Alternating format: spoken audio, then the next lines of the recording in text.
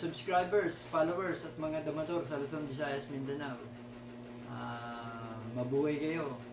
Welcome na naman muli dito sa programa natin, The Secret Victory in Dama Game. Dito tayo uli sa 116 versus 115, 313 na nagti-313. Part 6 tayo ngayon mga kadama. Kaya ito na, simulan na natin tong tirahan na to. Nag 116 siya, nag 115 tayo, 313 siya, nag real pa rin tayo. 1613 siya, 314 tayo, 51. Pumasok tayo ng 1416. Nag 115 siya, nag 164 tayo. Dito mga kadama, hindi siya sumayang.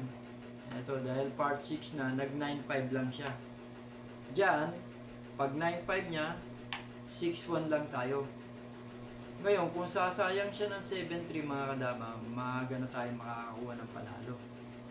Titira lang tayo ng 8-3. Pag kaya niya dyan, ibibigay natin ng 116 at saka po pumpyang lang tayo. Kung kumain siya dito, matataplo natin siya. Kung dito naman, dito tayo kakain. Para kumain siya ng dalawa, tama na tayo. Ayun kung sasayang ng 7-3. Yan.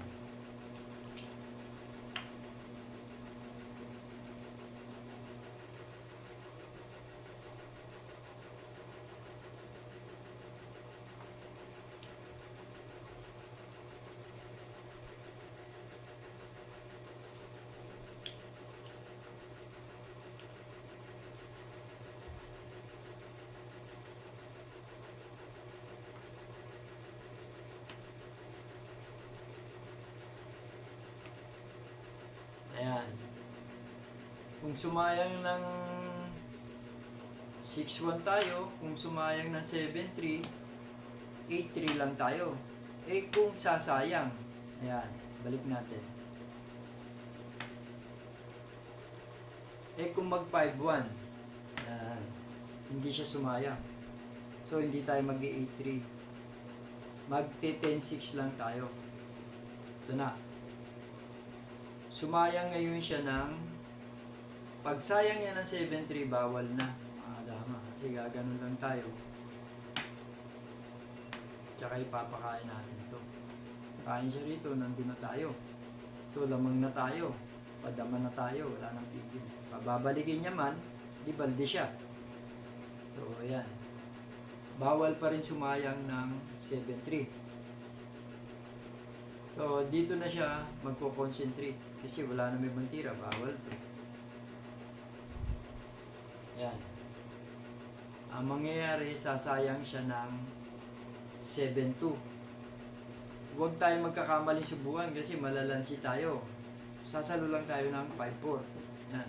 Kain siya, kain tayo. Ngayon, uumangan niya na naman tayo ng 12-7. Tayo naman mag na 9-5. So, sasayang siya rito ng 7-2. Sasalo uli tayo ng 5-4. Kasi bawal naman itong sumayang talaga dyan. No? Malalansin na naman siya.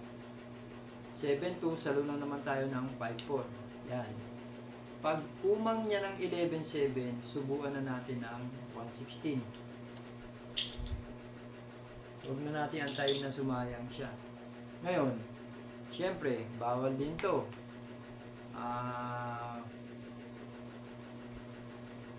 Wala na rin siyang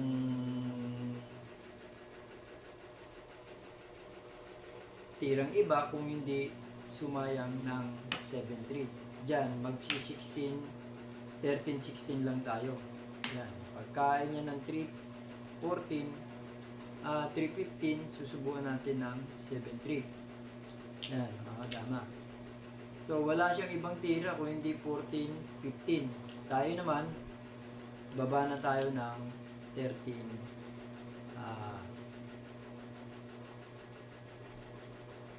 3. So, wala siyang ibang gagawin kung hindi mag 115. Kung dito naman, nandoon na tayo. Hindi niya tayo pinaka best move niya yan, 115. 3-7 na tayo. Dalawahin niya man tayo. Okay lang kasi mag 4-5 na tayo. Titira siya dito, dadama tayo doon. So dito lang siya. Kahit saan na tayo tumiming, pwede dito at pwede rin dito.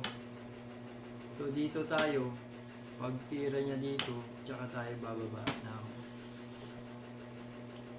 Yan. So maglalagari lang tayo dito. Sabihin, wala nang kawala talaga tong ano na to. Kasi ito, bantay sarado na eh. Yung dalawa, bantay na sa dama. So dyan, posible na tayong manalo. So ito mga kadama, ito na yung part 6.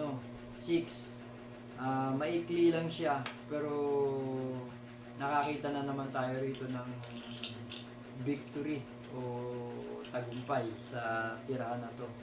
Kaya ito mga kadama, pero hindi pa dito natatapos to dahil meron pa tayong part 7.